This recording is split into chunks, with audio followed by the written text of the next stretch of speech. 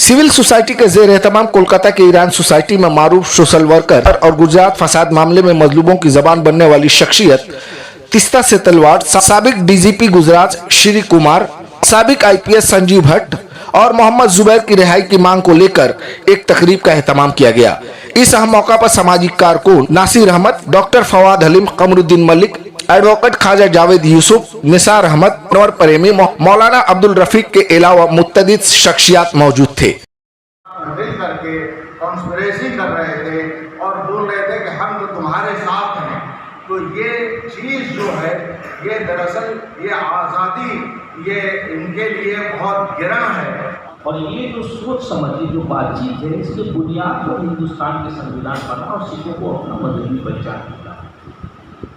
तो हमारा संविधान में सिखों का जो नजरियाती सोच है वो भी है हमारा सेकुलरिज्म। लोग आपस में दूसरे को लाने की कोशिश कर रहे हैं, जो बहुत अफसोसनाक पहलू है। ये सब क्यों हो रहा है? मैं सब समझता हूँ कि दसवीं ने हमें जो आज़ादी दी है, right to speech and expression, उसका गलत इस्तेमाल है। इस माहौल में हम लोग ये महसूस कर रहे हैं कि कमजोर तबकात को सबसे ज्यादा तकलीफ पहुंच रही है। कहीं तो बिल वास्ता डायरेक्ट इनके ऊपर जुल्म हो रहा है और कहीं बिला वास्ता इनडायरेक्टली इनके ऊपर जुल्म किया जा रहा है। शेड्यूल कास्ट, शेड्यूल ट्राइब को दूसरे तरीके से अपने साथ लाने का एक उनको धोखा वाला पैगाम दिया जा रहा है।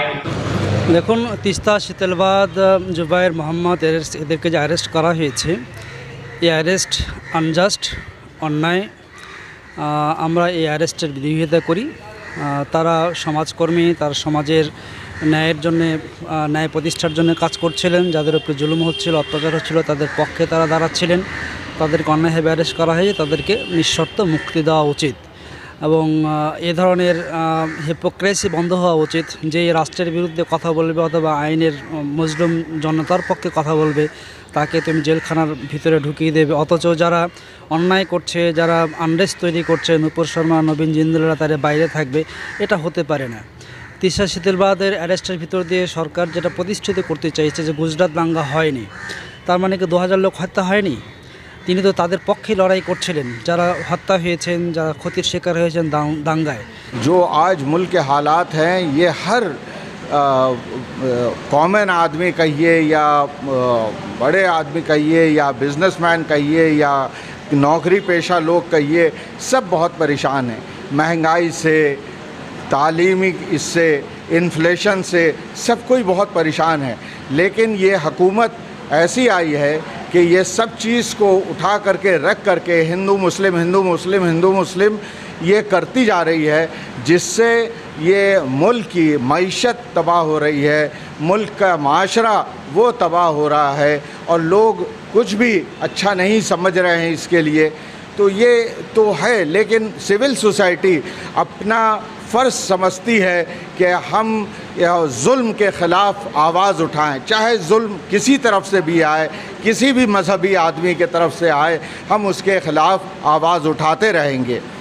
चाहे हमारे साथ में जो भी अत्याचार हो, जो भी ये हो, हम उसको फेस करेंगे। उदयपुर का जो मामला सामने आया है, जी, उस पे आप क्या कह रहे हैं? उदयपुर में जो एक दर्जी को जो कन्हैया लाल नाम है, उसको 2 लड़कों ने कत्ल किया, मारा, और ये बोल करके कि नूपुर के ख़िलाफ़, नूपुर ने हज़ूर अकरम सल्लल्लाहु अलैहि वसल्लम के ख़िलाफ़ बयान दिया है, उसके ख़िलाफ़ उसके गुस्से में ये किया, तो इस्लाम इसकी इजाज़त नहीं देता है कि नूपुर शर्मा ने जो काम किया है उसको प्रोटेक्ट करने के लिए भारतीय जनता पार्टी अपने दल के संविधान के तहत कोई ज़रिया निकाल नहीं पाया, इसीलिए उसे पार्टी से निकालना पड़ा। तो भारतीय जनता पार्टी जब संविधान विरोधी काम के लिए अपने दल के एक सदस्य को बाहर निकालता है, वही भारतीय जनता पार्टी जो सरकार में है वो सरकार कुछ कदम नहीं उठाता है। ये तो संविधान के साथ एक दोहरी नीति हो गई कि बीजेपी ने कदम उठाया लेकिन सरकार जो बीजेपी शासित है उसने कुछ कदम नहीं उठाया। तो ये हाल हम लोग पहुंच गए हैं हिंदुस्तान में, और ये भारतीय जनता पार्टी का कैरेक्टर है। इसके खिलाफ आवाज़ बुलंद करने में हम लोग, जो लोग तरक्की पसंद सोच रखते हैं, हम लोग पहले दिन से उठा रहे हैं। इसके मुखालफत हम लोग हर स्तर पर कर रहे हैं, लेकिन रास्ता में कौन उतर करके कर रहा है ये भी देखना ज़रूरी है।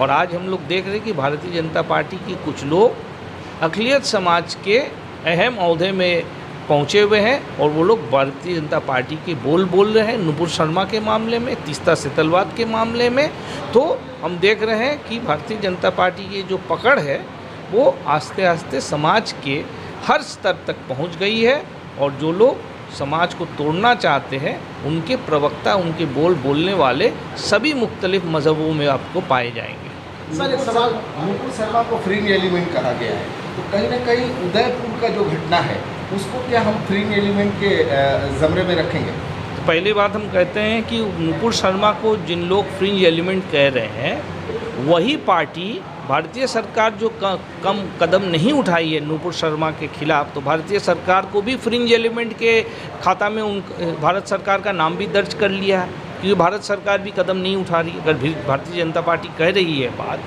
तो भारतीय सरकार जो कदम नहीं उठा रही है, जो नुपुर शर्मा के पास खड़ी हुई है, तो भारतीय सरकार भी फ्रिंज एलिमेंट हो गई है। दूसरी बात, उदयपुर के घटना का जो अभी खुलासा आ रहा है, हम देख रहे हैं कि जो लोग हैं, जो लोग इस हत्या से ताल्लुक़ रखते हैं, उनका गहरा एक रिश्ता है भारतीय जनता पार्टी के साथ, ये खुलासा आ रहा है। तो ये जो गहरा रिश्ता भारतीय जनता पार्टी के सोच के साथ जो है, जो अक़लियत समाज के अंदर में भारतीय जनता पार्टी जिस तरीके से अपने जड़ और अपना फैलाव को विस्तार करने की सोच रही थी, उसका असर अक़लियत समाज का एक हिस्सा पर पड़ गया है।